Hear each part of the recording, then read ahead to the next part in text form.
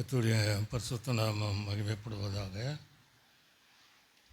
இந்த மாலை நேரங்களிலும் மீண்டும் உங்களை சந்திப்பதில் கர்த்தர் எனக்கு கொடுத்த நல்ல மகிழ்ச்சியான நேரத்திற்காக நன்றி செலுத்துகிறேன். கடந்த வாரங்களிலே கர்த்தர் மலைகள் மேல் ஏறினார் என்று மலை பிரசங்கத்துடைய அந்த முகவரையை நாம் கேட்கும்படி கர்த்தர் கிருபை செய்தார். நாளில் மலை பிரசங்கத்துடைய முதலாவது பிரசங்கத்தை இன்றைக்கு நம்ம கேட்க போகிறோம். ஆகவே எங்களுக்காக நீங்கள் அதிகமாக நீங்கள் ஜெபித்து கொள்ளுங்கள். மத்தேயு சுவிசேஷம் 5ஆம் அதிகாரம் 3ஆம் வசனத்தில், ஆவில எளிமையுள்ளவர்கள் பாக்கியவான்கள், பரலோக ராஜ்யம் அவர்களுடையது என்ற முதலாவது புஸ்தகத்தின்படி கர்த்தர் நம்மோடு இடைப்படுவதற்காக நம்முடைய கண்களை மூடினவர்களாக நாம் கர்த்தரை நாம் சோதரம் பண்ணுவோம். சோதரம் கர்த்தர் இந்த நாளிலும் எங்களோடு கூட இடைப்படுவீராக. இயேசுவின் நாமத்தில் ஜெபிக்கிறோம் எங்கள் நல்ல பிதாவே, ஆமென். தொடர்ந்து எங்களுடைய யூடியூப்பை நீங்கள் நாகர்கோவில் சர்ச் ஆஃப் காட் எங்கள் யூடியூப்பில் அநேகர் நீங்கள் பார்க்குறீங்க, அநேகர் ஷேர் பண்ணிகிட்ருக்கீங்க.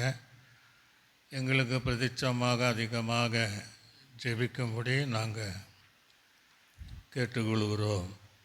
அடிக்கடி பலவீனங்கள் குடும்பத்திற்குள் உண்டாகிறது. அந்த பலவீனத்தில் கர்த்தர் எங்கள் பலனாய் மாற்ற உங்கள் ஜெபம் அவசியமாக இருக்கிறது. 2 சென்னையிலும் கன்னியாகுமரி மாவட்டத்தில் 2 டிவியின் மூலமாக ஒளிபரப்பப்படுகிற அந்த காரியத்திற்காக ஜெபிக்கும்படி அன்பாய் உங்களை நாங்கள் கேட்டுக்கொள்கிறோம். மலை பிரசங்கம் என்பது பரலோகத்தில் நாம் ஏறுகிற படிகள் அல்லது ஏணிப்படுகள் என்கிற அந்த தலைப்பில் வைத்து தான் நாம் கர்த்தருடைய வார்த்தைகளை கேட்டுக்கொண்டு இருக்கிறோம். பொதுவாகவே இன்றைக்கு நம்ம ஒரு வீடானாலும், பெரிய கட்டடங்களானாலும், ஆலயமானாலும், ஆளானாலும், அல்லது வாகனங்களானாலும், ஏர்போர்ட்டில் பல இடங்களில் பார்த்திங்கன்னா அந்த ஏணிப்படிகள் இல்லாத இடத்தை நாம் பார்க்கவே முடியாது. சில இடங்களில் சில படிகள் இருக்கும், சில இடங்களில் அநேக படிகள் இருக்கும். ஆக அந்த படிகளெல்லாம் தாண்டி நாம் வீட்டுக்குள் வருவதை போல, அல்லது படியை ஏறி நம் தேவ ஆலயத்துக்குள் வருவதை போல, அல்லது உயர்ந்த கட்டடத்தின் மேலே நம்ம படிகளின் மேலே ஏறி கடைசியாக நாம் அந்த இடத்துக்குள் சேருவதை போல நீங்களும் நானும் மலை பிரசங்கத்துடைய அந்த படிகளின்படி நடந்து அது ஏணி படிகளுடைய அனுபவங்கள் உண்டாகி கடைசியாக நம்ம பரலோக ராஜ்யத்திற்குள்ளாக பிரவேசிப்பதற்கு இந்த மலை பிரசங்கம் நம்மை தகுதிப்படுத்துவதாக இருக்கிறது என்பதை நாம் அறிந்திருக்க ஆவியானவர் விரும்புகிறார் என்பதை நாம் அறிந்து கொள்ளவேன். இந்த மலை பிரசங்கத்தில் நாம் பார்க்கும்போது அநேக பாக்கியவான்களை குறித்து இந்த மலை பிரசங்கம் சொல்லப்படுவதை நாம் பார்க்க விடுவோம். அதில் முதலாவது பாக்கியவான் தான் ஆவியிலே எளிமையுள்ளவர்கள் பாக்கியவான்கள், பரலோக ராஜ்யம் அவர்களுடையது என்று எழுதப்பட்டிருக்கு. வேதாகமத்தில் நீங்கள் எங்கெல்லாம் பாக்கியவதி என்று எழுதப்பட்டு இருக்கிறதோ, எங்கெல்லாம் பாக்கியவான் என்று எழுதப்பட்டு இருக்கிறதோ, அந்த பாக்கியவான் என்று சொல்லப்படுகிற அந்த நபருக்கு சொல்லப்படுகிற ஆசீர்வாதங்கள் ஏராளமாக நம்ம பார்க்க முடியும். அந்த பாக்கியவான் பாக்கியவதி என்கிற சொல்லக்கூடியவர்களுக்கு மேன்மைகளையும், மேன்மையான உயர்வையும், நன்மைகளையும், ஆசீர்வாதத்தையும் அந்த பாக்கியவான் என்ற ஏற்ற ஒரு பலனை தேவன் வைத்திருப்பதை பல இடங்களிலே நாம் பார்க்க முடியும். எல்லாவற்றையும் நம்ம தியானிக்க நமக்கு நேரம் கிடையாது. பொதுவாகவே நம்ம நீதிமொழியில் வாசித்து பார்த்திங்கன்னா 31ஆம் அதிகாரத்தில் அந்த ஸ்திரீயானவள் குறித்து சொல்லும்போது தன் பிள்ளைகளை எழும்பி தன் தாயை பாக்கியவதி என்று மேன்மையான ஒரு கணத்தை பிள்ளைகள் தாயை குறித்து சொல்கிற காரியங்களை பார்க்க முடியும். சங்கீதத்தில் நான் வாசிக்கும்போது கர்த்தருடைய வேதத்தில் இரவும் பகலும் தியானிக்கிற மனுஷன் பிரியமாக இருந்து தியானிக்கிற மனுஷன் பாக்கியவான் அப்படின்ட்டு அதுக்குரிய மேன்மை சொல்கிறார். அவன் நீர்க்காலமாய் ஓரமாய் நடப்பட்டு தன் காலத்தில் கனித்தந்து இலையுதிரான மரத்தை போல் இருப்பான், அவன் செய்வதெல்லாம் வாய்க்கும் என்கிற அந்த ஆசீர்வாதமான பலனை கர்த்தர் சொல்வதை நாம் பார்க்க முடியும். இங்கே நாம் பார்க்கும்போது இந்த முதல் படி பிரசங்கத்தில் யார் பாக்கியவான்கள் அப்படின்னா ஆவியில் எளிமையுள்ளவர்கள் பாக்கியவான் என்று எழுதப்படும். இவங்களுக்கு என்ன ஆசீர்வாதம்? ஆவியில் எளிமையுள்ள அந்த நமக்கு என்ன மேன்மை, நமக்கு என்ன உயர்வு, தேவன் தருகிற பலன் என்ன அப்படின்னா ஆவியில் எளிமை உள்ளவர்களுக்கு தேவன் தருகிற இந்த மேன்மை உயர்வு பலனை பார்த்திங்கன்னா பரலோக ராஜ்யம் என்று சொல்கிறார். ஆக நீங்களும் நானும் மலை பிரசங்கத்தை போல ஆவியிலே நாம் எளிமையுள்ளவர்களாக இருந்தால் தேவன் தருகிற பெரிய ஆசீர்வாதம் அந்த பரலோக ராஜ்யத்தை நித்தியத்தை தேவன் நமக்கு ஆசீர்வாதமாய் தேவன் தருகிறார். ஒரு அலைத்துங்களேலுயா ஆகும். நம்முடைய தரிசனங்கள், நம்முடைய நோக்கங்கள், நம்முடைய ஓட்டங்கள், நம்முடைய பிரயாசங்கள், பாடுகள் நடுவிலே கர்த்தருக்காக வாழ்கிற அனுபவங்கள், ஊழியங்கள் எல்லாவற்றுக்கும் ஒரு காரணம் என்னென்னா எப்படியாகிலும் அந்த ராஜ்யத்துக்குள்ளாக பிரவேசிக்கணும் அப்படின்ட்டு. அப்போது நம்ம முதல் பிரசங்கத்தில் அந்த முதல் படி நம்ம கால் வைக்கிறோம்.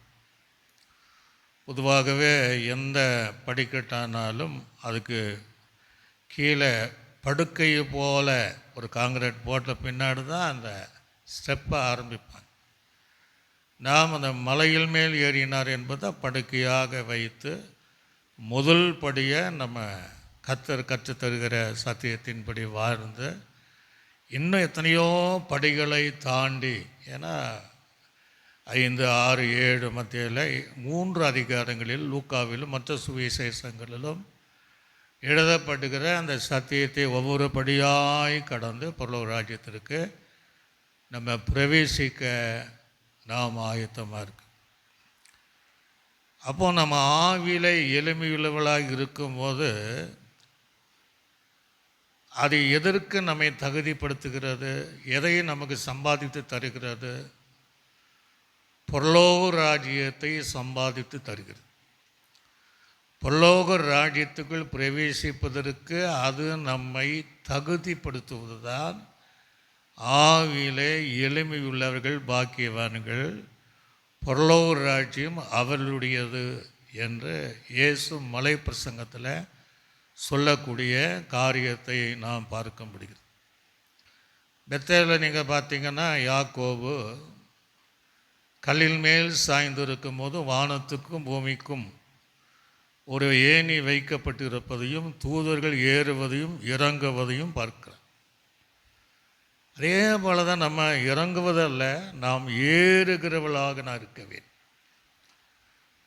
வெளிப்படுத்த விசேஷத்தில் இரத்த சாட்சியாக மறிக்கிறவர்களை இங்கே ஏறி வாருங்கள் என்ற ஒரு சத்தம் கேட்ட உடனே அவங்க அப்படியே ஏறி போகிறத எல்லா ஜனங்கள் பார்ப்பதை போல நாம் ஒவ்வொரு ஏணி படிகளாக ஏறி பரலோக ராஜ்யத்துக்கு பிரவேசிக்க தேவன் நம்மை சித்தம் கொண்டு தான் நம்மை அழைத்திருக்கிறார். ஆகவே இந்த ஆவிக்குரிய எளிமை என்பது என்ன என்று தொடர்ந்து நம்ம தியானித்து அது எதை காட்டுகிறது என்பதை அறிந்து நம்ம வாழ்க்கையில் அதன்படி வாழ்ந்து தேவனுக்கு பிரியமான ஆவியின் எளிமையுள்ளவர்களாக வாழ்ந்து பாக்கியவான்களாக அவருடைய பார்வையிலே நாம் இருந்து அந்த பரலோகத்தினுடைய அழியாத நித்திய பலனை பெற்றுக்கொள்ள நம்மை அர்ப்பணிக்கிறவர்களாக நாம் இருக்க வேண்டும் என்ற ஆவியானவர் அவர் விரும்புகிறவராக இருக்கிறார். நம்முடைய தேவன் எப்படிப்பட்ட தேவன்னா திருத்துவ தேவன். பிதா, குமாரன், பரிசுத்த ஆவி என்கிற திருத்துவ தேவன் தான் நம்முடைய தேவன். அந்த தேவன் மனிதனை சிருஷ்டிக்கும் போது அதே திருத்துவம் உள்ளவனாகத்தான் மனிதனை தேவன் சிருஷ்டித்தார். தன்னை போலவே திருத்துவத்தை வெளிப்படுத்துகிற ஒரு மனிதனாக தேவன் நம்மை சிருஷ்டித்தார். இது 1 தெசலோனிக்கேயரிலே நாம் வாசிக்கும்போது அங்கே எழுதப்படுகிற அந்த காரியத்தை நம்ம 5ஆம் அதிகாரம் அதில் 23ஆம் வசனத்தில் நாம் வாசிக்கும்போது அங்கே அழகான ஒரு வசனத்தை நாம் வாசிக்கிறோம். 1 தெசலோனிக்கேயர் 5ஆம் அதிகாரம் 23வது வசனத்தில், சமாதானத்தின் தேவன் தாமே உங்களை முற்றிலும் பரிசுத்தமாக்குவாராக. உங்கள் ஆவி, ஆத்ம, சரீரம் முழுவதும் நம்முடைய கர்த்தராகிய இயேசு கிறிஸ்து வரும்போது குற்றமற்றதாக இருக்கும்படி காக்கப்படுவதாக. உங்களை அழைத்தவர் உண்மையுள்ளவர் என்று அங்கே எழுதப்படுகிற காரியத்தை பார்க்க முடியும்.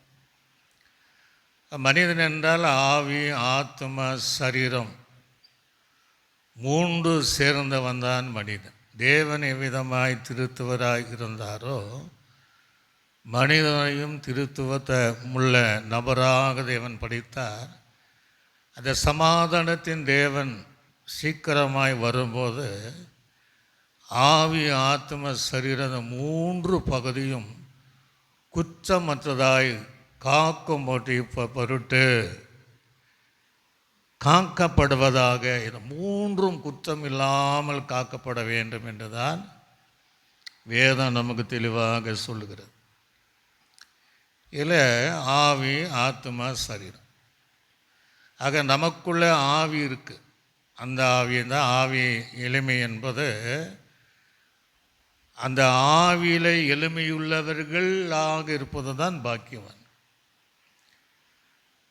மனுஷனுக்குள் இருக்கிற ஆவி அன்றி மனுஷனுக்குள் இருக்கிற எந்த காரியத்தையும் எந்த மனிதனாலும் அறிந்து கொள்ள முடியாது என்றுதான் வேதம் தெளிவாக சொல்லுகிறது. அதுதான் மனிதனின் ஆவியோடும் தேவன் மனிதனை சிருஷ்டித்தார்.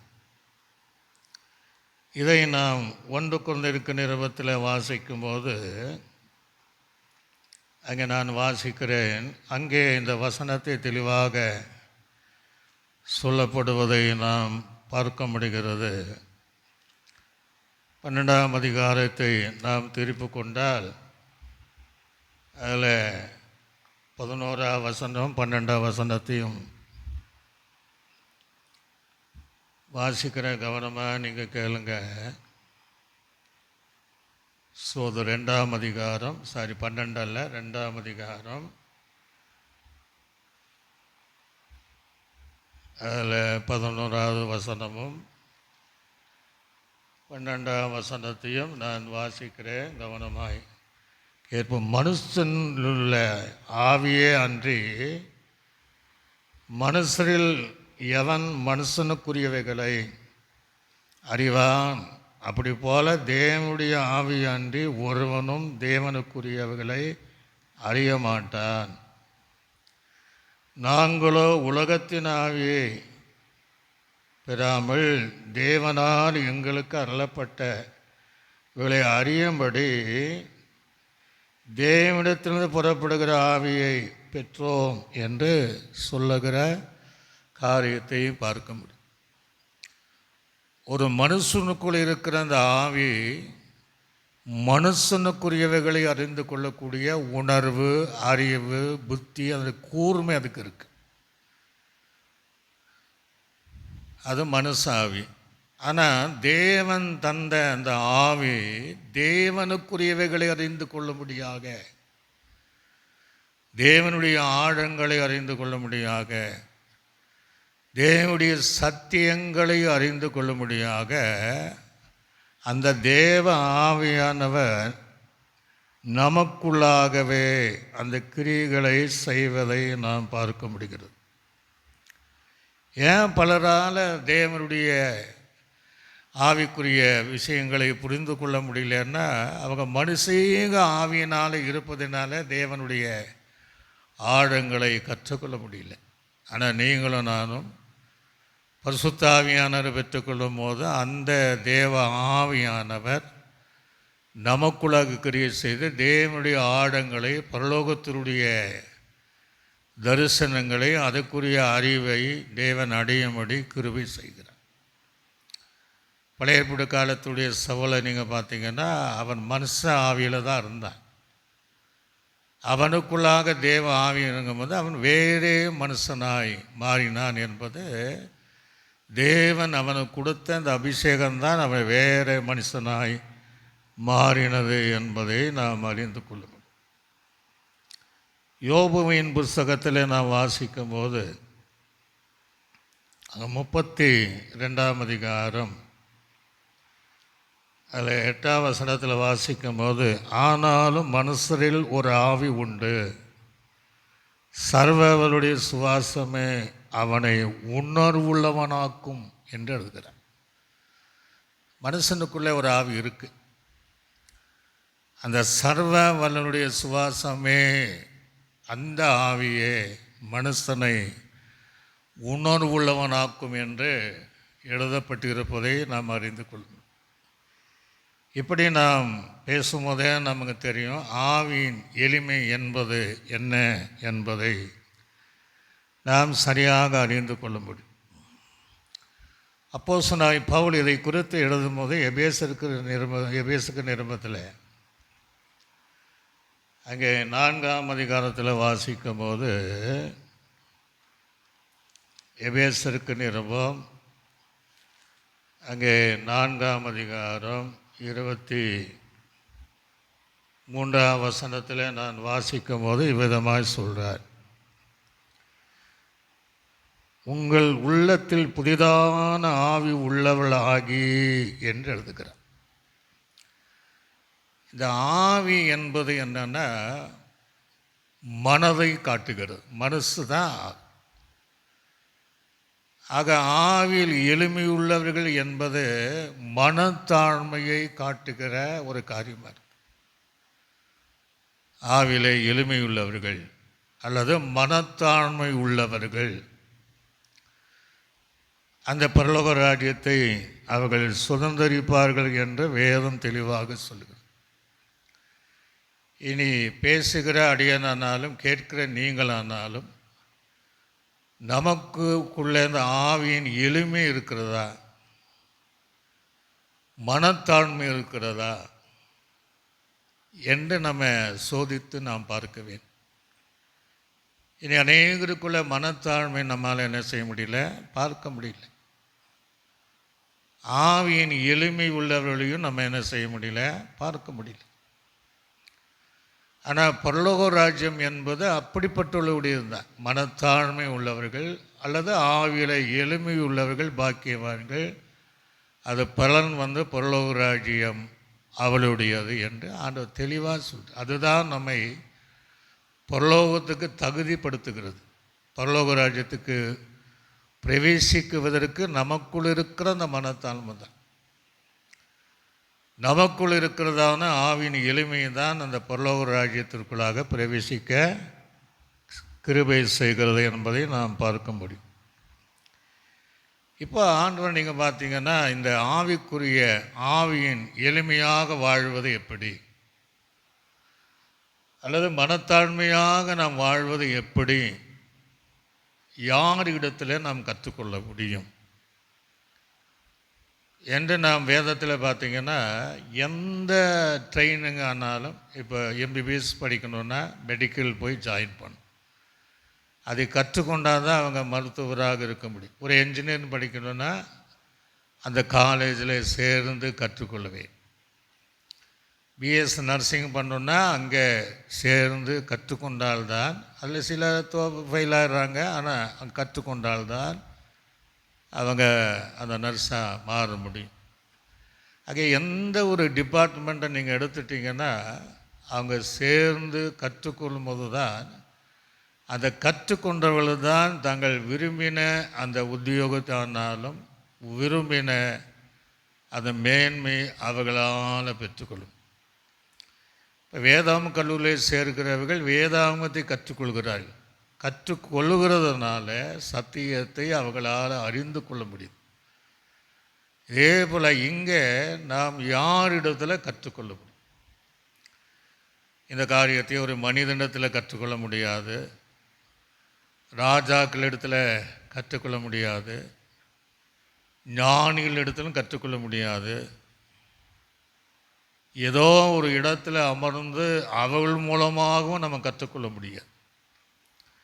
இந்த மனத்தாழ்மையை நாம் கற்றுக்கொள்ள வேண்டும் என்றால் இயேசுவின் இடத்துல நாம் வர வேண்டும். ஆண்டவர் மத்தேயு 11:28 சொல்லும்போது, நான் சாந்தமும் மனத்தாழ்மையாக இருக்கிறேங்கிறார். ஆக என்னுடைய நுகத்தை உங்கள் மேலே வைக்கிற, நீங்கள் என்னிடத்தில் வந்து கற்றுக்கொள்ளுங்கள் அப்படிங்கிறார். அதான் அந்த மலை பிரசங்கத்தில் அந்த ஜனங்க ஆவிக்குரிய எளிமையாக வாழ்வது எப்படி என்று அந்த மலையில் இயேசு கிறிஸ்துவனுடைய போதனையின் மூலமாக, இயேசு கிறிஸ்துவனுடைய உபதேசத்தின் மூலமாக, சத்தியத்தின் மூலமாக, உதடுகளை திறந்து பேசுகிற திவ்ய வார்த்தையின் மூலமாக அந்த ஜனங்கள் கற்றுக்கொள்ளுகிற இடம்தான் மலை பிரசங்கம். அப்போ நீங்களும் நானும் எங்கேயும் கற்றுக்கொள்ள முடியாது. இயேசுவினிடத்தில் தான் அந்த எளிமையான வாழ்க்கையை, அந்த மனத்தாழ்மையை நாம் கற்றுக்கொள்ள முடியும். வேறு எங்கேயும் நம்ம என்ன செய்ய முடியாது, கற்றுக்கொள்ள முடியாது. சொல்கிறாரு, என்னிடத்தில் வந்து நீங்கள் கற்றுக்கொள்ளுங்கள், மனத்தாழ்மையை குறித்து சொல்கிறார். மாயமானமான தாழ்மை அல்ல, உண்மையான மனத்தாழ்மை இருக்கணும். ஆண்டவர் விரும்புகிற புறமான மனத்தாழ்மை கிடையாது. மனசில் இந்த மனத்தாழ்மை அப்படிங்கிறார். சிலரை நீங்கள் பார்க்கும்போது ஊழியர்காரர்களுக்கும் அந்த அனுபவம் இருக்கும், விசுவாசிகளுக்கும் அந்த அனுபவம் இருக்கும். என்னுடைய ஊழிய காலத்தில் நிறைய அனுபவங்களை கர்த்தர் கற்று தந்திருக்கிறார். ஒரு இடத்துல நாங்கள் ஊழியம் செய்யும்போது அங்கே ஒரு விசுவாசி எங்களை ஒரு நாளைக்கு 7 முறை பார்த்தாலும் தன் கட்டின அந்த வேட்டி கீழே விட்டு கையை கூப்பி தரை மட்டும் குனிந்து என்ன செய்வார், எங்களுக்கு தோத்திரம் சொல்வார். அப்போ நாங்கள் என்ன நினச்சோன்னா, இவ்வளோ தாழ்மையாக எங்கே பார்த்தாலும், ரோட்டில் இருந்தாலும் சரி, கூட்டத்தின் நடுவினாலும் சரி, பஸ்ஸில் இருந்தாலும் சரி, எழும்பின்னு வீட்டுக்கு போனாலும் சரி, தேவாலயத்தில் வரும்போதெல்லாம் அந்த மனத்தாழ்மையை பார்த்து நாங்கள் ஆச்சரியப்பட்டோம். அதுக்கு பின்பு போக போக தான் தெரிகிறது அது ஒரு மாயமான, சிலர் அந்த உண்மையாக இருப்பாங்க. அதுக்கு பின்பு தான் தெரிகிறது அங்கே இருந்த அத்தனை ஊழியர்களுக்கு விரோதமாக எழும்பின மனுஷன் அவர்தான் என்று சொல்லப்படும் போது வேதனையாக இருக்குது. அப்படின்னா புறமான மனத்தாழ்மை தவிர உள்ளுக்குள் இருக்கிற அந்த மனத்தாழ்மை, அந்த ஆவியின் எளிமை அவர்கிட்ட இல்லை என்பதை அறிந்து கொள்ளும். இந்த உலகத்தில் நிறைய பேர் இப்படி தான் வாழ்கிறாங்க, இப்படி தான் இருக்கிறாங்க. ஆனால் ஆண்டவர் விரும்புகிற ஒரு காரியம், புறமான ஒரு மனத்தாழ்மை நமக்கு வேணும். அதே சமயத்தில் உள்ளுக்குள் இருக்கிற மனது, ஆவியினுடைய எளிமையான ஜீவியும் நமக்கு ரொம்ப அவசியமாக இருக்குது. நிறைய நேரங்கள் பரிசுத்தவான்கள் தங்களுடைய விசேஷ கூட்டங்களுக்காக, எழுப்புதல் கூட்டத்திற்காக, நற்செய்தி கூட்டத்துக்காக சிலரை அழைப்பார்கள். நான் அப்படி நிறைய பேரை அழைத்திருக்கிறேன். அது ஒரு சிலரை நீங்கள் பார்த்தீங்கன்னா வந்த உடனே பலிபீடத்துக்கு வர மாட்டாங்க, நேராக விசுவாசிகளினுடைய இருக்கையிலிருந்து நேராக முழங்கால் பிடிடுவாங்க, சிம்பிளாக இருப்பாங்க. சபையாருக்கு ஒரு ஆச்சரியம், நமக்கு ஒரு ஆச்சரியம். டீ குடிக்க மாட்டாங்க, தண்ணி குடிக்க மாட்டாங்க, எந்த தொந்தரவு பண்ண மாட்டாங்க. பலிபீடத்துலேயும் முழங்கால் நின்று அப்படியே ஜெபம் பண்ணுறேன். அதெல்லாம் நல்லது. இதெல்லாம் இல்லை வேண்டான்னு சொல்ல, இதெல்லாம் நல்லது. அப்படி இருக்கிற ஊழியர்களும் மனத்தாழ்மையும் ஆவியின் எளிமையோடு இருப்பதையும் நம்ம பார்க்க முடியும். ஆனால் சிலரை நீங்கள் பார்த்தீங்கன்னா அப்படியெல்லாம் இருப்பாங்க. அவங்க படுற கோபத்தை பார்த்தா அளவில்லாமல் காயப்படுத்துது. அப்போ அது மனிதனை பிரியப்படுத்துகிற தாழ்மை தவிர தேவன் பிரியப்படுத்துகிற, தேவன் எதிர்பார்க்கிற, பரலோகருக்கு தகுதிப்படுத்துகிற ஆவியினுடைய எளிமையான வாழ்க்கை அநேகருக்கு இல்லை என்பது அது அநேகருக்கு நல்லா தெரியும். ஒரு முறை நாங்கள் ஒரு இடத்துல பேர் சொல்ல விரும்பல, கன்வென்ஷன் கூட்டத்திற்காக கடந்து போனோம். கலந்து கொள்வதற்காக அங்கே பாடல் ஆராதனை நடத்துவதற்கு போனோம். அங்கே அழைக்கப்பட்ட ஊழியர் அவ்வளோ தாழ்மை, பார்ப்பதற்கு எனக்கே ஆச்சரியமாக இருந்துச்சு. சிம்பிளாக இருப்பார், வஸ்திரமாக இருந்தாலும் எதுவாக இருந்தாலும் சிம்பிளாக இருப்பார். முழங்கால் படிடுவார், அப்படியே இருப்பார். ஆனால் அவர் பிரசங்கம் பண்ண நேரங்களில் வரும்போது கோபப்பட்டு சிதறின அந்த வார்த்தைகள் நிறைய பேரை காயப்படுத்தின மாத்திரமல்ல, பக்கத்து வீட்டில் இருக்கிற ஒரு நபர் பிரசங்கத்தில் நிறுத்துறீங்களா இல்லையான்ட்டாங்க. அப்போ இதிலிருந்து என்ன தெரியுதுன்னா, புறம்பான அந்த தாழ்மை கிடையாது, நம்முடைய மனது தாழ்மை, மனத்தாழ்மை. ஆவியில் எளிமையுள்ள வாழ்க்கை வாழணுன்னா உள்ளுக்குள்ளே மனத்தாழ்மையான ஜீவியம் செய்யக்கூடியவளாக இருக்கு. ஏசு அப்படி வாழ்ந்தார். அதான் என்னிடத்தில் கற்றுக்கொள்ளுங்கப்பா, நான் எப்படியெல்லாம் தாழ்மையாக இருந்தேன், நான் எப்படியெல்லாம் எளிமையாக இருந்தேன் என்பதை வேறு எங்கேயும் கற்றுக்கொள்ள முடியாது. பாடுகளின் நடுவில், சோதனையின் நடுவில், நெருக்கங்களின் நடுவில், பிரகாசத்தின் நடுவில் நான் இப்படியெல்லாம் வாழ்ந்தேன், கடைசி வரையும் நான் இப்படி தாழ்மையாக இருந்தேன் என்பதை என்னிடத்தில் வந்து நீங்கள் என்ன செய்யுங்க, கற்றுக்கொள்ளுங்கள் என்று இயேசு சொல்லுவதை பார்க்கும்போது நம்ம யாரிடத்தில் கற்றுக்கொள்ள வேண்டும்? இயேசுவினிடத்தில் அமர்ந்து அந்த மனத்தாழ்மை, ஆவியில் எளிமையுள்ள வாழ்வதை எப்படி என்று கற்று அது நம்மை தகுதிப்படுத்தி பரலோக ராஜ்யத்தில் பிரவேசிக்கும் தவிர மனிதன் பார்க்கிற வண்ணமாக தாழ்மையாக நான் இருப்பது தேவனுக்கு பிரியமில்லை. நம்மை ஒருவர் பார்க்கிறார், அழைத்தவர் பார்க்கிறார், ரட்சித்தவர் பார்க்கிறார், நம்முடைய மனத்தாழ்மையை தேவன் பார்க்கிறார். ஆக அதை அவிடத்தில் கற்றுக்கொள்ள வேண்டும் என்று தான் வேதம் சொல்லி. அப்போஸ்தலனாகிய பவுல் தேவனுக்கு எதிரான செயல்பட்ட ஒரு மனுஷன்தான். பரிசுத்தவான்களை சிறைப்படுத்தி சபையை பாழாக்கினவன் தான். ஆனால் அவனை இயேசு சந்தித்த போது அது இயேசுவின் மூலமாக அந்த தாழ்மையை கற்றுக்கொண்டவன் தான் இந்த அப்போஸ்தலனாகிய பவுல். எல்லா பரிசுத்தவான்களை பார்க்கலும் ரொம்ப சின்னவன்பான். எல்லா அப்போஸ்தலரை பார்க்கிறோம் நாம் ரொம்ப சிறியவன் என்று தன்னை தாழ்த்தினது எதனாலன்னா இயேசு கிறிஸ்துவினுடைய தாழ்மையை கற்றுக்கொண்டான். நீங்களும் நானும் அதை கற்றுக்கொள்ள வேண்டும். அதுதான் மலை பிரசங்கம். முதலாவது படி ஆவியில் எளிமையுள்ளவர்கள் பாக்கியவான்கள், பரலோக ராஜ்யம் அவர்கள் உடையது என்று வேதம் சொல்லுது. அப்போஸ்தலர் நடவடிக்கைகளில் வாசிக்கும் போது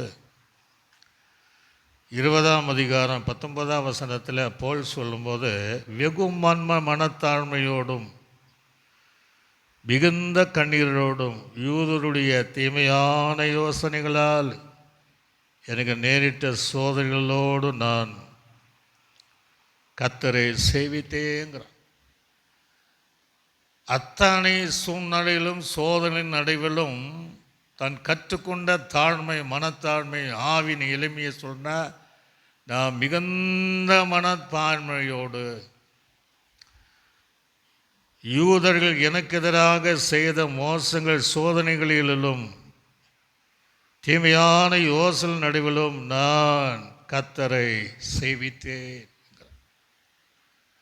அப்போ நீங்களும் நானும் வெகு மனத்தாண்மையோடு 1000 பிரச்சனை நம்மை சூழ்ந்து வந்தால், இயேசு சுற்றில எத்தனையோ சூழ்நிலை வந்த போதிலும் கடைசி வரை மனத்தாழ்மையோடு இருந்ததை போல நீங்களும் நானும் மனத்தாழ்மையாக இருக்க வேண்டும் என்று கர்த்தர் விரும்புகிறார். இதான் அந்த வசனத்தில் அழகாக சொல்கிறார். அதே எபேசியருக்கு நிருபத்தில் வாசிக்கும் போது அப்போஸ்தலனாகிய பவுல் என்ன சொல்கிறான் என்பதை பார்க்கும்போது 4ஆம் அதிகாரம் அதில் 2வது வசனத்தை கூட வாசிக்கும் போது மிகுந்த மனம் தாழ்மையும் சாந்தமும் நீடிய பொறுமை உடையவளாக அன்பினால் ஒருவருக்கொருவர் தாங்கிங்கிறான். எபேசு சபைக்கு எழுதும் போது விசுவாசிக்க நீங்கள் மிகுந்த மனத்தாழ்மையான ஒருவருக்கொருவராக நீங்கள் என்ன செய்யணும் இருக்கு. ஒவ்வொரு சபையும் இந்த வார்த்தையின்படி மனத்தாழ்மையாக இருந்தார். ஒவ்வொரு சபையும் ரட்சிக்கப்பட்ட தேவ பிள்ளைகள் ஆவிக்குரிய வாழ்க்கையில் எளிமையுள்ளவளாக வாழ்ந்தார். அவங்களால சபைக்கு எந்த பிரச்சனை இருக்காது, ஊழியக்காரனுக்கு எந்த பிரச்சனை இருக்கவே இருக்காது. ஒரு அலே சொல்லுங்கள், அல்லேலூயா. காரணம், ஆவியில் எளிமையுள்ளவர்கள் மனத்தாழ்மையில் யாருக்கு எதிராகவும் செயல்பட மாட்டார். காரணம் இல்லாமல் எந்த காரணம் இருந்தாலும் காரணம் எதுக்கு எந்த காரியத்திலும் அவங்க ஈடுபட மாட்டாங்க. அவங்க தேவனுடைய பார்வையில் எல்லாருடைய பார்வையிலும் மனத்தாழ்மையாக இருந்த ஒருவருக்கொருவராக வாழ்ந்து தங்களை பரலோகத்துக்கு என்று தகுதிப்படுத்திக் கொள்ளவர்களாக அவர்கள் இருப்பார். அதுதான் வேதம் சொல்லுகிறது, ஆவியில் எளிமையுள்ளவர்கள் பாக்கியவான்கள், பரலோக ராஜ்யம் அவளுடையது என்று சொல்லப்படுது. கொலேசருக்கு நிருபத்தில் கூட நான் வாசிக்கும் போது 3ஆம் அதிகாரம் 12ஆம் வசனம், அங்கே இவ்விதமாக ஒரு வார்த்தையை வாசி, ஆகியால் நீங்கள் தேவனால் திறந்து கொள்ளப்பட்ட பரிசுத்தரும் பிரியூருமாய் உருக்கமான இரக்கத்தையும் தயவையும் மனத்தாழ்மையும் சாந்தத்தையும் நீடிய பொறுமையும் தரித்து கொண்டு, மனத்தாண்மையை தரித்து கொண்டவளாக இருக்க வேண்டும். கொலேசு சபை கூட எழுதப்படுவதை நாம் பார்க்க முடியும். இன்றைக்கு இந்த கடைசி நாளில் கர்த்தர் நம்மிடத்தில் எதிர்பார்ப்பது அந்த ஆவியில் எளிமையுள்ளவர்களை தேடுகிறவராக இருக்கிறார். மனத்தாண்மை உள்ளவர்களை கர்த்தர் தேடுகிறவர்களாக இருக்கிறார். அவளுக்காக அந்த பரலோக ராஜ்யத்தை கர்த்தர் ஆயத்தப்படுத்தி வைத்திருக்கிறார். நமக்கு பலன் பரலோக ராஜ்யத்தில் கர்த்தர் வைத்திருக்கிறார். கரங்களை வைத்துள்ளே அல்லையா. இதை கேட்கிற தெய்வ பிள்ளையே, உன்னிடத்தில் அந்த தாழ்மை இருக்கிறதா? பெற்றோர்களுக்கு முன்பாக வாலிப பிள்ளைகள் தாழ்மையாக இருக்கிறீங்களா? கணவனுக்கு முன்பாக மனைவி தாழ்மையான சுபாவம் உள்ளவளாக இருக்கீங்களா? சபைகளில் உங்களை நடத்திப்பிக்காரருக்கு முன்பாக நீங்கள் எப்படி தாழ்மையாக இருக்கிறீர்கள் என்பதை நீங்கள் சோதித்து பார்த்து, நீங்கள் வேலை செய்கிற இடத்துல, போகிற இடத்துல, வருகிற இடத்துல இன்றைக்கு தீர்மானம் பண்ணுங்க. இயேசு இடத்துல கற்றுக்கொண்ட அந்த மனத்தாழ்மையை கடைசி வரை அது ஆவியினுடைய எளிமையான வாழ்க்கை நான் தெரிந்து கொண்டு அதுதான் என்னை பரலோகத்தை தகுதிப்படுத்தும் என்ற சிந்தனையோடு கூட நீங்கள் தொடர்ந்து அந்த முதல் படியில் நீங்கள் ஏறி உங்களை தேவனுக்கு ஒப்பு கொடுத்தார் ஆண்டுடைய வருகிற பரலோக ராஜ்யத்தை நீங்கள் சொந்தமாக்கி கொள்ளலாம். அது சொந்தமாக்கி தருவது தான் நம்ம வாழ்க்கையினுடைய ஆவிக்குரிய வாழ்க்கையினுடைய எளிமை என்று சொல்லுகிறார். இப்படி சொல்லிட்டு முதல்ல என்னிடத்தில் கற்றுக்கொள்ளுங்கள் அப்படின்னு ஆண்டு சொல்லிட்டார். மனத்தாழ்மையை கற்றுக்கொள்ளணும், ஆவிக்குரிய எளிமையான ஜீவத்தை கற்றுக்கொள்ளணும்னா என்னிடத்தில் நீங்கள் கற்றுக்கொள்ளுங்கள் அப்படின்ட்டார். அடுத்தது இதை யாருக்கு யார் இடத்துல கற்றுக்கொள்ளணும் அப்படின்னா சிறு பிள்ளை இடத்துல கற்றுக்கொள்ளணும் அப்படின்ட்டு. இது எங்கே எழுதப்பட்டிருக்கிறது என்பதை நாம் பார்க்கும்போது மத்தேயு சுவிசேஷம் 19ஆம் அதிகாரம் அதில் 14ஆம் வசனத்தில் வாசிக்கும் போது ஆண்டு சொல்கிறார், இயேசுவோ சிறு பிள்ளைகளை என்னிடத்தில் வருவதற்கு இடம் கொடுங்கள், அவளை தடை பண்ணாதீர்கள், பரலோக ராஜ்யம் அப்படிப்பட்டுள்ளது என்று சொல்லி என்று. அப்போ இதில் என்ன தெரியுது? முதல்ல நீ என்னிடத்தில் கற்றுக்கொள்ள, ரெண்டாவது மனத்தாழ்மை உள்ளவளாக ஜீவிக்க வேண்டும், ஆவியில் எளிமையுள்ளாக வாழ வேண்டும் என்றால் சிறு பிள்ளை போல் இருக்கணுங்கிறார். இந்த சிறு பிள்ளை வைத்து பெரிய சத்தியத்தையே சீசர்களுக்கும் இன்றைக்கும் நமக்கு கற்றுத்தந்துட்டார். ஆனால் அந்த சிறு பிள்ளையும் தான் ஆலயத்து கொண்டு வராமல் அன்றைக்கி சீசர்கள் தடை பண்ணாங்க, எனக்கு பெற்றோர்கள் தடை பண்ணி வச்சுருக்கிறாங்க. செல்ல கொடுத்து அதை கொடுத்து என்ன செய்கிறாங்க? தடை பண்ணியிருக்காங்க. பரலோக ராஜ்யம் அவங்க அப்படிப்பட்ட உடையது என்று ஆண்டு சொல்லிட்டார். ஏன்னா அந்த குழந்தை பருவம் பார்த்திங்கன்னா எளிமையாக தாழ்மையாக இருக்கக்கூடிய பருவம் தான் அந்த பருவம். அதே நீங்கள் மத்தேயு சுவிசேஷத்தில் வாசிக்கும்போது 18ஆம் அதிகாரம் 4ஆம் வசனத்தை கூட நாம் வாசிப்போம். ஆகையால் இந்த பிள்ளையை போல தன்னை தாழ்த்துகிறவன் எவனோ அவன் பரலோகத்தில் பெரியவனாக இருப்பான்ட்டார். இந்த பிள்ளைகளுக்குள்ள இருக்கிற அந்த தாழ்மை சொல்கிறாரு. அந்த பிள்ளையை போல ஒருத்தன் தாழ்த்தினால் அவன் இந்த உலகத்தில் ஒரு வேளை பெரியவனாக இல்லாமல் போகலை, ஆனால் பரலோக ராஜ்யத்தில் அவனை காட்டில் பெரியவன் ஒருத்தனே கிடையாது. ஆக அந்த குழந்தையை வைத்து ஆடு சொல். முதல்ல என்னிடத்தில் கற்றுக்கொள்ளுங்கள் அப்படிங்கிறார். ரெண்டாவது தேவன் குழந்தையின் மூலமாக தேவன் நமக்கு கற்றுத்தருகிறார். ஏன் அப்படின்னா பழையப்படு காலங்களில் நீங்கள் பார்க்கும்போது இதுக்கு சில பழையப்படு காலங்களில் இஸ்ரவேல் ஜனங்களுக்காக பஸ்கா அடிக்கப்பட்டது நமக்கு நல்லா தெரியும். அது யாத்திரையாங்க புஸ்தகத்தில் இருக்குது. 12ஆம் அதிகாரம் 3ஆம் வசனம் முதல் 5ஆம் வசனம். படுதற்றதாக இருக்கணும், அது 1 வயது உள்ளதாக இருக்க வேண்டும் என்று அங்கே சொல்லப்படுகிற பிரமாணத்தை பார்க்கணும். புதிய காலத்தில் இயேசு கிறிஸ்துவை நீங்கள் பார்த்தீங்கன்னா 1 கொரிந்தியர்களை வாசிக்கும்போது 5:7 கிறிஸ்து நமக்காக பஸ்காவானார். இப்போ இயேசு நமக்காக பஸ்காவான். இந்த பழைய காலத்துடைய பஸ்கா என்பது இயேசுவுக்கு சாயலாய் நிழலாய் சொல்லப்பட்ட காரியம்தான் இந்த காரியம். அவர் நமக்காக பலியானார். ஆனால் இந்த ரெண்டுக்குள்ள ஒரு வித்தியாசத்தை நாம் பார்க்க வேண்டும். இங்கே பழைய காலத்தில் அது படுதற்றாக இருக்கணும், 1 வயது உள்ளவதாக இருக்க வேண்டும்.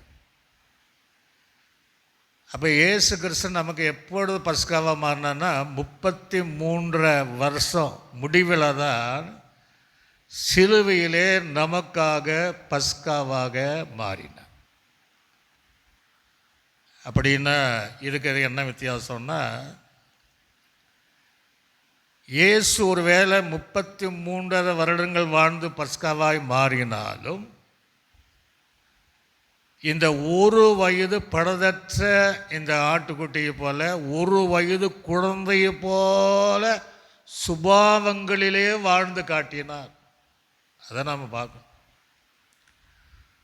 பவுல் சொல்லும் போது நமக்கு சொல்லும் போது காலத்தை பார்த்தா நீங்கள் புருஷலாக இருக்கணும், அது வேற. ஆனால் நீங்கள் குழந்தையாக இருக்கிறீங்களே அப்படின்னா வளர்ச்சி இல்லாமல் இருப்பதை சொல்கிறார். நீங்களும் நானும் விசுவாசிகளானாலும் தேவனுடைய ஆவிக்குரிய வளர்ச்சி இருக்கணும், ஆனால் சுபாவங்களிலே குழந்தையுடைய சுபாவம் இருக்கணுங்கிறார். அதுதான் ஆவியின் எளிமையுள்ளவர்களுக்கு அடையாளம், அதுதான் மனத்தாழ்மை உள்ளவர்களுக்கு அடையாளம் என்பதை அறிந்து கொள்ள வேண்டும். தேவப்பிள்ளையே, உன்னை தேடி பல ஆசீர்வாதங்களுக்கு தடையாக இருப்பது என்ன? உனக்குள் இருக்கிற மனமேட்டிமை, உனக்குள் இருக்கிற அந்த பெருமை தான் உனக்கு வருகிற அத்தனை ஆசீர்வாதத்தையும் தடை செய்கிறது. அதனால் இன்றைக்கு தீர்மானம் பண்ணும், நம்ம இயேசுவை பார்க்கலாம் பெரியவங்க யாருமே கிடையாது. ஆக அவரை போல, இந்த சிறு குழந்தைகளை போல மனம் தாழ்மையாக இருக்க வேண்டும் என்று கர்த்தர் விரும்புவதை பார்க்க முடியும். ஏன் ஆண்டவர் அந்த சிறு குழந்தைகளை சொல்கிறாருன்னா, சிறு குழந்தைகள் பாவம் செய்யவே மாட்டாங்க. எந்த ஒரு பிறந்த குழந்தை ஒரு வருஷத்துக்குள்ளே பாவம் செய்யுமான்னா அசையாது. அதே போல் இயேசு 33.5 வருடங்கள் வாழ்ந்து பஸ்கவாய் மாறினாலும் அவரும் பாவம் செய்யாதபடி வாழ்ந்தார். ஒரு அலேச்சுகளே லூயா. வேதம் என்ன சொல்லுகிறது? அவர் பாவம் செய்யலை, இடத்துல பாவம் இல்லை, அவர் பாவம் அறியாதவர். 33.5 வருடங்கள் வாழ்ந்தாலும் குழந்தையினுடைய சுபாவத்தை போல, இந்த ஒரு வயதுள்ள பஸ்காவுக்காக அடிக்கப்பட்ட ஆட்டுக்குட்டியை போல தேவன் மனத்தாண்மையாய் ஆவியில எளிமையுள்ளவளாக வாழ்ந்து காட்டினார். அதான் சொல்கிறார், என்னிடத்தில் கற்றுக்கொள்ளுங்கள், இந்த குழந்தையின் மூலமாக இந்த சத்தியத்தை நீங்கள் அறிந்து கொள்ளுங்கள். ஆக ஆவிக்குரிய எளிமையுள்ளவளாக நீங்கள் வாழ்ந்து காட்டுங்கள் என்று தேவன் நமக்கு கற்றுத்தருகிறவராக இருக்கிறார். இன்னும் நீங்கள் பார்த்தீங்கன்னா, இந்த சிறு குழந்தைகள் சுயமாக எதையும் பேச மாட்டாங்க. சுயமாக எதையும் என்ன செய்ய மாட்டாங்க? சுயமாக பேசுவாங்களா? பேச மாட்டாங்க. பெற்றோர்கள் என்ன சொல்கிறாங்களோ அதை தான் சொல்கிறாங்க. அப்பான்னு சொல்லு, அம்மானு சொல்லு, மாமான்னு சொல்லு, பாசமானம் பண்ணால் ஒரு அல்லையிலே சொல்லு, தோத்திரம் பண்ணு. அப்போ அது சுயமாக பேசுகிறது இல்லை, சொந்தமாக பேசுகிறது இல்லை. பெற்றோர்கள் எதை கற்றுக் கொடுக்கிறார்களோ அதை பேசுகிற குழந்தை போல நீங்களும் நானும் இருக்கிறோம். நம்ம சுயமாக சொந்தமாக எத்தனையோ காரியத்தை பேசி அனைவரை காயப்படுத்துவோம். இயேசு கிறிஸ்து அப்படிதான் 33.5 வருடங்கள் அங்கே வாழ்ந்தாலும் அவரும் சுயமாகவோ சொந்தமாகவோ இந்த குழந்தையை போல எதையும் அவர் என்ன செய்யலை? பேசலை. யோவான் சுவிசேஷத்தில் வாசிக்கும் போது 8ஆம் அதிகாரம் 26ஆம் வசனத்தில் வாசிக்கும் போது அங்கே இவ்விதமாய் கர்த்தர் சொல்கிறார். என்ன சொல்கிறார்? உங்களை குறித்து பேசவும் நியாயத்திற்கும் எனக்கு அநேக காரியங்கள் உண்டு. என்னை அனுப்பினவர் சத்தியமுள்ளவர், நான் அவிடத்தில் கேட்டவைகளையே உங்களுக்கு சொல்லுவேன் என்றார். அவரால் எதையும் செய்ய முடியும், தண்டிக்க முடியும், நியாயத்திருக்க முடியும். ஆனால் அதை செய்யலை. அவர் பிதாவிடத்தில் எதை கேட்டாரோ கற்றுக்கொண்டாரோ அதை மாத்திரம் தேவன் இந்த உலகத்தில் சொல்லி அந்த குழந்தை சுபாவத்தை போல மனத்தாண்மையாய் வாழ்ந்து காட்டின இயேசுவினிடத்தில் இந்த சிறு பிள்ளைகள் மூலமாக ஆவிக்குரிய எளிமையாக வாழ்வது எப்படி, மனத்தாண்மையாய் வாழ்வது எப்படி என்று நாம் கற்றுக்கொள்ள வேண்டும். இன்றைக்கி உலகம் அந்த மாயமானமான வாழ்க்கை தான், மாயமானமான தாழ்மை தான். இயேசு பாருங்க, இந்த உலகத்தில் வாழும்போது எல்லா சீசரில் பக்கத்தில் உட்கார வச்சுருவார். மலை பிரசங்கத்தில் எல்லாரும் பக்கத்தில் உட்காச்சிடுவார். போட்டில் கூட ஏறி எல்லாரையும் சேர்த்து கொள்வார். இன்றைக்கி அப்படியெல்லாம் நம்ம இருக்கிறோன்னா கிடையாது. ஒரு அந்தஸ்தை பார்க்கிறோம், நல்லது தான். ஆனால் அதே சமயத்தில் இயேசுவை போல எல்லாரும் நேசிக்கிற அந்த மனத்தாழ்மை நமக்கு வேணும். மனத்தாழ்மை அவசியம். நான் பல இடங்களில் வரேன். சில இடங்களில் சீனியர் பாஸ்டர்கள் அமர்ந்திருக்கும் போது வாலிப வயது உள்ளவர்கள் அப்படியே நின்றுட்டுருப்பாங்க, நட்டமாக நிற்பாங்க. அப்போ நம்ம என்ன நினைக்கிறோம், அந்த பையனுக்கு எவ்வளோ தாழ்மை பாரு நம்ம நினைப்போம். அவர் என்ன நினைப்பாருன்னா, மணி 1 ஆச்சு, 2 ஆச்சு, 3 ஆச்சு, இன்னும் பேசிட்டே இருக்கிறாங்களே, இவங்க எப்போ தான் எழுந்திருப்பார்களோ, எழுந்து போவாங்களோ, தாகம் எடுக்கு, பசி எடுக்குன்ட்டு உள்ளுக்குள்ளே குமரிட்டே இருப்பாங்க. இதை நாம் அறிந்து கொள்ளவே, நான் கூடுமானவரை, அது பெருமைக்காக சொல்லலை, என்னோட பழகினவர்கள் வாலிபத்தில் நீங்கள் கேட்டு பார்த்தா தெரியும், பக்கத்துலேயே உட்கார வச்சுக்குவேன். ஒரு அலையத்துங்களே இல்லையா? ஏன் அப்படின்னா, நமக்கு வருகிற மரியாதை மனசில் இருந்தால் போதும். சிலர் அதன்படி இருக்கிறதை போல் இருக்கத்தான் செய்கிறாங்க. ஆகல் நீங்களும் நானும் இயேசுவை போல மனத்தாழ்மையாயிருக்கு ஆவியில எளிமையுள்ளவர்களாக வாழ்வதற்கு நம்ம சிறு பிள்ளைகள் மூலமாக, இயேசுவின் மூலமாக நாம் கற்றுக்கொள்ளக்கூடியவர்களாக இருக்குவேன். இப்போ யோவான் சுவிசேஷம் 12ஆம் அதிகாரத்தில் கூட நீங்கள் வாசித்து பார்த்தீங்கன்னா, அங்கே 49வது வசனத்தில் வாசிக்கும்போது, அவர் சுயமாய் பேசவில்லை, தான் பேச வேண்டியது இன்னது என்று, உபதேசிக்க வேண்டியது இன்னதென்று என்னை அனுப்பின பிதா எனக்கு கட்டளை இட்டார் அப்படின்ட்டு. இந்த சிறு குழந்தை போல பெற்றோர்களை எதை சொன்னாங்களோ அதைத்தான் அந்த நாளடவே வளர்ந்த பின்னாடி வேறு மாதிரி பேசுவார். அதான் ஆண்டவர் ஒரு வாலிபனை கூப்பிட்டு பேசல, அந்த குழந்தை பிள்ளைகளுக்கு, சிறு பிள்ளைகளுக்கு கூப்பிட்டு பேசுகிறாரு. சிலர் பெற்றோர்கள் நல்லது கற்றுக் கொடுப்பாங்க, சிலர் பெற்றோர்கள் பிள்ளைகளுக்கு கெட்டதையும் கற்றுக் கொடுக்குற பெற்றோர்கள் இருக்கதான் சார். ஆனால் இங்கே இயேசு பாருங்க, தன் சுயமாக பேசலை, ஒரு குழந்தை சுபாவத்தை போல நமக்காக பஸ்காவான இயேசு 33 வயதில், அந்த வயதானாலும் சுபாவங்களிலே சிறு பிள்ளை போல மாறி சுயமாக பிதாவாக எதை உபதேசம் பண்ண சொன்னார், எதை சொல்ல சொன்னார், எதை கட்டளையிட்டாரோ அதை தவிர அவரை எதையும் பேசாமல் அதை மாத்திரம் பேசு. அதுதான் ஆவிக்குரிய வாழ்க்கையினுடைய எளிமையாக வாழ்கிற வாழ்க்கை. அதுதான் மனத்தாழ்மை உள்ள ஒரு வாழ்க்கை. அதேபடி நீங்கள் பார்த்தீங்கன்னா, இந்த சிறு பிள்ளைகளை நீ பார்க்கும்போது சுயமாக எதையும் செய்யாது, சுயமாக பேசாது, கற்றுக்கொண்டவர்களை பேசும், சுயமாக எதையும் தன் இஷ்டத்திற்கு செய்யாது. எங்கேயாவது நம்மடி பார்க்க முடியுமா? எந்த அந்த பிள்ளைகளுக்கு ஒரு வஸ்திரம் உடுத்தினாலும் அந்த பெற்றோர் தான், எந்த குளிப்பாட்டினாலும் சரி, எதை பண்ணாலும் சரி, சாப்பாடு ஊட்டணுன்னா அது சுயமாக அதனால் எதையும் செய்ய முடியாது. அது பெற்றோர்களை சார்ந்திருந்தே அது ஜீவிக்கிற ஒரு எளிமையான வாழ்க்கை வாழ்வதை போல அது சொந்தமாக பேசலை, சுயமாக எதையும் அவர் செய்யவும் இந்த குழந்தை போல ஆவிக்குரிய வாழ்க்கையில் எளிமையுள்ளவராக அவர் வாழ்ந்து காட்டினார். யோவான் சுவிசேஷத்தில் கூட நான் வாசிக்கும் போது, அதில் 8ஆம் அதிகாரம் 42வது வசனத்தில் நான் வாசிக்கும் போது இவ்விதமாக அந்த வார்த்தை சொல்லுகிறது. இயேசு எப்படி அவர் இருந்தார் என்பதை குறித்துதான காரியம்.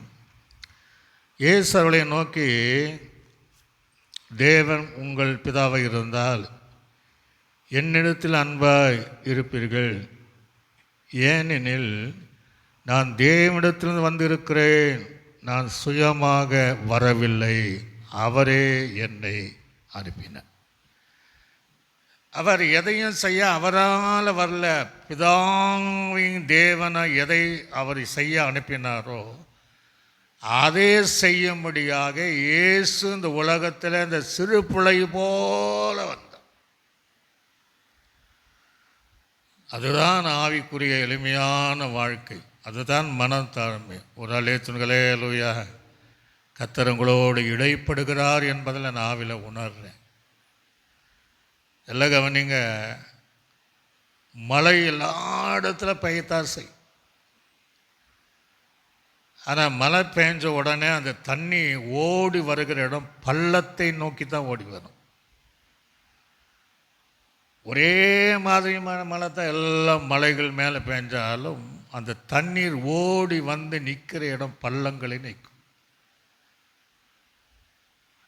தேவனுடைய ஆசீர்வாதமோ உயர்வோ மேன்மையோ நீ இந்த பள்ளங்களை இருப்பதை போல மனத்தாண்மையாக இருந்தால், ஆவிலை எளிமையுள்ளவளாய் நீ வாழ்ந்தால், உன்னை தேடி சகல ஆசீர்வாதங்கள் வரும். ஒரு அலேச்சன்களே அல்லையா, ஆசீர்வாதத்தை தேடி எங்கேயும் தேவை கிடையாது. விடுதலைக்காக எங்கேயும் நீ தேட தேவையில்லை. அல்லது மேல் படிப்புக்காக படிக்க வேண்டும் என்று பிரயாசப்படுகிறாயே, உலக பிரகாரமாக பார்க்க வேண்டிய இடங்கள் பார்த்தாலும் உன்னை தேடி அந்த சீட்டு உனக்கு கிடைக்கும். ஒருவேளை நீ MBBS படிக்கணும்னு நீ விரும்பினாலும் அது கர்த்தர் இன்றைக்கு உனக்கு அதை வாய்க்க பண்ணி தருவார். எல்லா ஆசீர்வாதத்தையும் தேவன் உன்னை தாழ்த்தினால், ஆவில எளிமையுள்ளவளாக இருந்தால், மனத்தாழ்மையாக இருந்தால், பள்ளத்தாக்கை தேடி தண்ணீர் ஓடி நிரம்புவதை போல எல்லா ஆசீர்வாதங்களும் உன்னை தேடி வரும். நீ வேலையில்லாமல் இருக்கலாம், உன்னை தாழ்த்து. வேதம் சொல்லுகிறது, ஏற்ற வேலையில் உயர்த்தும்படி விட பலத்த கரத்திற்குள்ள அடிங்கருங்கள் அப்படிங்கிறார். நீ இன்றைக்கு தாழ்த்தினால் கர்த்தரை இன்றைக்கே உயர்வு உன்னை தேடி வரும். நீ எதையெல்லாம் விரும்புகிறாயோ அதுக்கு உன்னை தாழ்த்து. ஆவில எளிமையுள்ள வாழ்க்கை வாழ்ந்தால் உன்னை தேடி சகல ஆசீர்வாதத்தை கர்த்தர் உன்னை தேடி தருகிறவராக இருக்கிறார். இப்படி நம்ம நிறைய காரியங்கள் சொல்லிகிட்டே போகலாம்.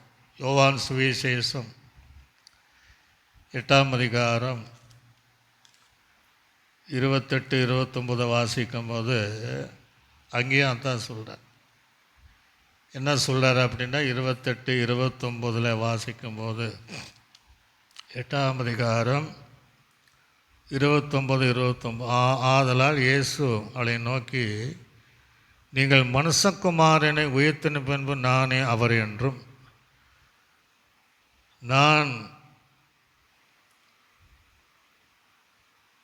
நானே அவர் என்றும், நான் என் சுயமாக ஒன்று செய்யாமல் என்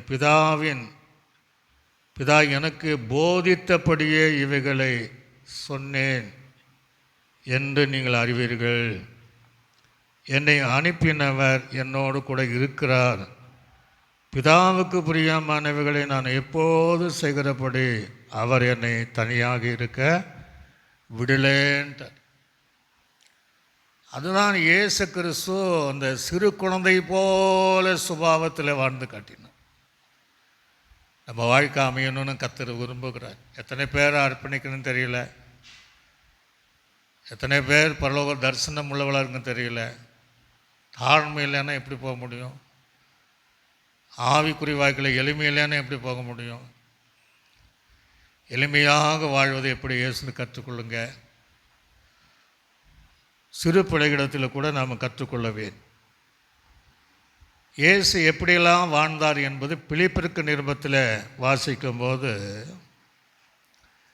2ஆம் அதிகாரம், பிலிப்பிற்கு நிருபம் 2ஆம் அதிகாரத்தை நாம் திருப்பி கொள்வோம். இயேசு கடைசி வரையும் வாழ்ந்த வாழ்க்கை அங்கே சொல்லப்பட்டிருப்பதை பார்க்க முடிகிறது. 6ஆம் வசனம் முதல் நான் வாசிக்கிறேன்.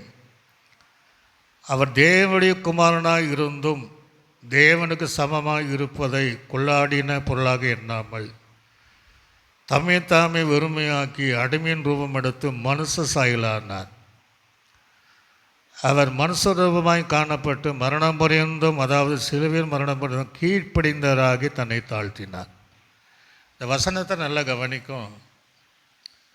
இயேசு கிறிஸ்து தேவகுமாரன் என்று வேதம் சொல்லுகிறது. தாவீதின் குமாரன் என்று எத்தனையோ அவரை குறித்து மேன்மையான வார்த்தை இருந்தால், இயேசு இந்த உலகத்தில் இருக்கும்போது தன்னை மனுஷகுமாரன் என்று சொல்லுவதிலேயே வாஞ்சி உள்ளார். அவ்வளவாக தன்னை தாழ்த்தினார். கீழ்ப்படிந்தவராகி மரணம் பரியந்தோம், சிலுவையின் மரணம் பரியந்தோம் தன்னை தாழ்த்தினார். ஆவியினுடைய எளிமையுள்ள வாழ்க்கையை வாழ்ந்து காட்டினார். அந்த இயேசுதான் மலை பிரசங்கத்தில் சொல்கிறாரு, ஆவியில எளிமையுள்ளவர்கள் பாக்கியவான்கள், பரலோக ராஜ்யம் அவர்களுடையதுங்கிறார். பேசுகிற எனக்குள்ள தாழ்மை இல்லைன்னா பரலோக ராஜ்யத்துக்கு போக முடியாது. கேட்கிற உங்களுக்குள்ளே மனத்தாழ்மை இல்லை என்றால் பரலோக ராஜ்யம் போக முடியாது. ஒன்றை சரியாக இந்த இடத்துல புரிந்து கொள்ள வேண்டும். என்ன புரிந்து கொள்ள வேண்டும்? எங்கே கீழ்ப்படுதல் இருக்கிறதோ அங்கே தாழ்மை இருக்கும். எங்கே தாழ்மை இருக்கிறதோ அங்கே கீழ்ப்படுதல் இருக்கும். எங்கே தாழ்மை இல்லையோ அங்கே கீழ்ப்படுதல் இருக்காது. பெருமை மேட்டுமை போன்றவர்கள் இருக்கும். ஆக இயேசு கிறிஸ்து தன்னை கீழ்ப்படிந்தவராகி தன்னை தானே தாழ்த்தினார். கீழ்ப்படிந்தாலே தாழ்மை தானாக ஒட்டி வந்துடும். நிறைய பேர் அது செய்கிறதில்லை. சபைக்கு கீழ்ப்படியதில்லை, போதருக்கு கீழ்ப்படியதில்லை, முதியோர்கள் கீழ்ப்படியதில்லை, கீழ்ப்படிய வேண்டிய கீழ்ப்படியலை. அதனால் தாழ்மை இல்லாமல் தேவ ராஜ்யத்தை இழக்கக்கூடிய ஒரு சூழ்நிலை வரும். ஆகவே இயேசுவை போல கடைசி வரை வாழணும்.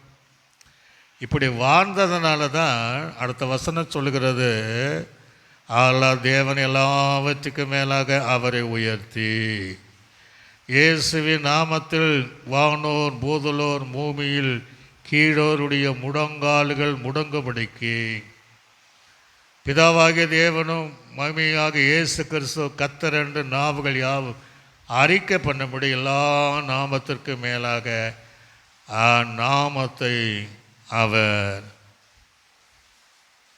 தந்தருளினார் என்று சொல்லும். அதனால் ஆண்டவர் உயர்த்தினார், பரலோக ராஜ்யம் வரை உயர்த்தினார்.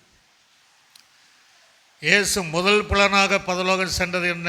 அவருக்குள் இருந்த தாழ்மை, எளிமையான வாழ்க்கை. அப்போ அவர் போகிற இடத்துல நீங்களும் நானும் போனோன்னா அவரை போல ஆவில எளிமையுள்ளவர்களாக வாழ வேண்டும் என்று கர்த்தர் நம்மிடத்தில் அதிகமாக அவர் எதிர்பார்க்கிறவராக இருக்கிறார். ஆகவே இந்த சத்தியத்திற்கு நம்ம ஒப்புக்கொடுக்கணும். மீகாவின் புஸ்தகத்தில் 6ஆம் அதிகாரத்தில் வாசிக்கும் போது அழகாக அங்கே ஒரு வசனம் சொல்லுவதை நாம் பார்க்கணும். மீகாவின் புஸ்தகம் 6ஆம் அதிகாரத்தில் வாசிக்கும் போது நம்மிடத்தில் அவர் எதை எதிர்பார்க்கிறார் என்பதை 8ஆம் வசனத்தில் வாசிக்கும் போது தேவன் இவ்விதமாக அங்கே சொல்லுவதை பார்க்க முடிகிறது. 8ஆம் வசனத்தில் என்ன சொல்கிறாரு? மனுஷனே, நன்மை இன்னதென்றும் அவர் உனக்கு அறிவித்திருக்கிறார். நியாயம் செய்து இரக்கத்தை சிநேகித்து உன் தேவனுக்கு முன்பாக மனத்தாழ்மையாய் நடப்பதல்லவோ சொல்கிறார். அல்லாமல் வேற எண்ணத்தை கர்த்தர் உன்னிடத்தில் கேட்கிறார். எவ்வளோ நல்ல குணம் இருந்தாலும் மனத்தாழ்மை இல்லைன்னா ஒன்றுமே கிடையாது. வேற என்ன எதிர்பார்க்கிறார்? நமக்குள் இருக்கிற மனத்தாழ்மை, ஆவியினுடைய எளிமையை கர்த்தரை எதிர்பார்த்து அப்படிப்பட்ட வாழ்க்கைக்காக மலை பிரசங்கத்தில் முதல் படி நம்ம ஏறணுன்னா, முதல் படியில் நம்ம வரணும்னா அந்த ஏணிப்படியில் முதல் படியில் ஏற வேண்டும் என்றால் ஆவியில் எளிமையுள்ளவர்களாக மனத்தாழ்மை உள்ளவர்களாக ஜீவிக்க நம்மை அர்ப்பணிக்க வேண்டும். நீங்கள் எஸ்தருடைய காரியத்தை 2-3 நிமிஷத்துக்குள்ளாக நம்ம, ஏன்னா 1 மணி நேரம் பசங்க ரெக்கார்டு நிறைய இருந்தாலும் அதை முடிச்சு. எஸ்தருடைய வாழ்க்கையில் எருசலேமிலிருந்து சிறை பிடிக்கப்பட்டு போனவள் தான் எஸ்தர். மொர்தெகாய் அகஸ்வேரு ராஜாவுக்கு முன்பாக ராஜஸ்திரியாக நிற்க வேண்டும். ராஜஸ்திரியாக நிற்கணும். ஆனால் எல்லா கன்னி பெண்களை அடித்து கன்னி மாடத்திற்கு அப்படி அழைத்து வந்தாங்க. அழைத்து வரும்போது அடிக்கடி ராஜா அழைக்கும் போது அந்த ராஜாவிடத்தில் போய் காண்பிக்கணும். அதுதான் அந்த நாளுடைய பழக்கமாக இருந்துச்சு. இந்த எஸ்தர் ராஜாத்தி நீங்கள் பார்த்தீங்கன்னா மொர்தெகாயினுடைய சொல்லின்படியே வாழ்ந்தார். மொர்தெகாய் என்பது சபையினுடைய ஊழியக்காரனை காண்பிக்கிறது. ஊழியக்காரனுடைய சொல்லின்படி தவிர வேறு எதையும் அவர் பேசலை. எதை பேசக்கூடாது, எதை சொல்லக்கூடாது என்று மொர்தெக்காய் சொன்னாரோ அதன்படி வாழ்ந்தவள்தான் அந்த எஸ்தர். ரெண்டாவது, கன்னிமாடத்தில் ஏகாய் பரிசுத்தாவியானவர் அவருக்கு அடையாளம். அவன் அந்த ஏகாய் எதை நியமித்தாரோ அதையே தவிர எதையும் கேட்காமல் ஏகாயினுடைய சொல்லின்படி ஆலோசனைப்படி ஜீவித்தவள்தான் இந்த எஸ்தர் என்பதை நாம் அறிந்து கொள்ள. அந்த வசனத்தை மாத்திரம் நான் வாசித்து நாம் முடிக்க போகிறோம். 2ஆம் அதிகாரம் 13. இப்படி ஜோடிக்கப்பட்ட பெண் ராஜாவிடத்தில் பிரவேசிப்பாள். கன்னிமடத்திலிருந்து தன்னோடு கூட ராஜா அரண்மனைக்கு போக அவள் தனக்கு வேண்டுமென்று கேட்டதையெல்லாம் அவளுக்கு கொடுக்கப்படும். சாயங்காலத்தில் அவள் உள்ளே பிரவேசித்து காலமே அபிமான ஸ்ரீகளை காவல் பண்ணுகிற ராஜாவின் பிரதானியாகிய சாஸ்காருடைய விசாரிப்புக்குள்ளிருக்கிற ஸ்ரீகளின் 2ஆம் மாடத்திற்கு திரும்பி வருவார். ராஜா தன்னை விரும்பி பேர் சொல்லி அழைப்புத்த ஒழிய அவர் ஒருபோதும் ராஜா இடத்தில் பிரவேசிக்கக்கூடாது. மொர்தெக்காய் தனக்கு குமார்த்தி யான ஏற்றுக்கொண்டவளும் சிறிய தகப்பனாகிய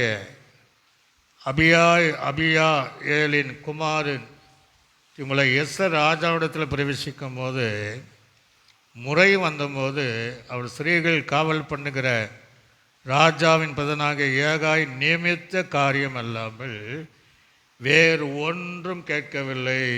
எங்களுக்கு எஸ்தருக்கு தன்னை காண்கிற எல்லா கண்களிலும் தயவு கிடைத்தது என்று சொல்லப்படுது.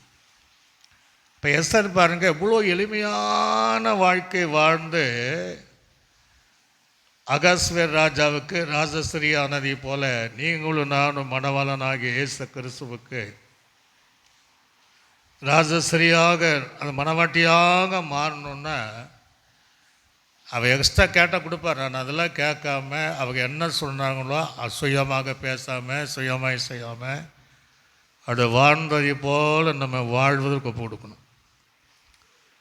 அதுக்கு பின்பு நீங்கள் அந்த எஸ்தருடைய புஸ்தகத்தில் நிறைய காரியங்களும் பார்க்க முடியும். பட்டத்து ராணியாக எஸ்தர் மாறினதை போல் நீங்களும் நானும் இன்றைக்கு பலை பிரசங்கத்துடைய முதலாவது படி ஆவிலை எளிமையுள்ள பாக்கியவான்கள் பல்லவர் ராஜ்யம் அவளுடையது என்கிற வாக்கின்படி அப்படியே நம்ம ஒப்பு கொடுத்து, ஆண்டவரே எனக்கு மனத்தாழ்மையை தாங்க, ஆவியின் எளிமையுள்ள வாழ்க்கை வாழ்வதற்கு உதவி செய்வீராக.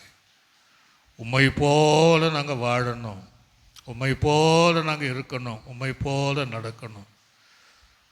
எஸ்தர் ராஜாத்தை போல எதையும் எக்ஸ்ட்ரா கேட்காம அவங்க என்ன சொன்ன ஆவியாருடைய சொல்லுக்கும் மொர்தெக்காய் ஊழியக்காரனுடைய உபதேச கீழ்ப்படி நடந்ததை போல நாங்களும் எங்களை தகுதியாக்கக்கூடிய அந்த ஆவியின் எளிமையில் வாழ்க்கையை தெரிந்து கொள்ள, மனத்தாழ்மையை தெரிந்து கொள்ள தேவனே நீர் கிரியை செய்வீராக என்று அந்த மனத்தாழ்மையினுடைய ஆவி எங்கள் மேலே புறமான தாழ்மை அல்லப்பா, மனிதர்கள் பார்க்கக்கூடிய மனிதர்கள் பிரியப்பட தாழ்மை அல்ல, என் தேவன் பார்க்கிற தேவன் பிரியப்படுகிற தாழ்மை உள்ளவர்கள் கனத்தை பெற்றுக்கொள்வார்கள். நீதியுள்ள எங்களுக்கு பரலோகராஜ்யம் என்கிற கனத்தை பலனை பெற்றுக்கொள்ள நீர் உதவி செய்ய போகிற அதற்கு ஆயுசு கேட்கிற யாவருக்கும் பிரயோஜனம் உண்டாக நாங்கள் ஜெபிக்கிறோம்.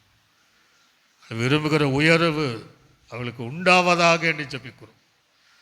வியாதிகள் பலவீனங்கள் விலகி போவதாக என்று கட்டளையிடுகிறோம். படைக்கலை இருக்கிறவர்கள் எழும்பி நடப்பார்களாக. கர்த்தருடைய வல்லமை கிரியை செய்வதற்காக ஸ்தோத்திரம். இயேசுவின் நாமத்தில் ஜெபிக்க நல்ல பிதாவே, ஆமென். என் ஆத்துமாவே கர்த்தரை, என் முழுவலுமே பரிசுத்த நாமத்தை, என் ஆத்துமாவே அவர் செய்த சகல மறவாதே, ஆமென். கர்த்தராகிய கிருபையும் பிதாவாகிய தேவனுடைய அன்பு பரிசுத்த ஆவியினுடைய ஐக்கியம் சந்தோஷ சமாதானம் அனைவரோடும் சகல பரிசுத்தம் கேட்கிற யாவரோடும் ஆண்டவராக இயேசு கிறிஸ்து வருகை புரிந்த சதா காலம் என்றைக்கு நம்மோடு கூட இருப்பதாக. ஆமென். அல்லேலூயா, அல்லேலூயா, அல்லேலூயா. கர்த்தர் உங்களை யாவரையும் ஆசீர்வதிப்பார்.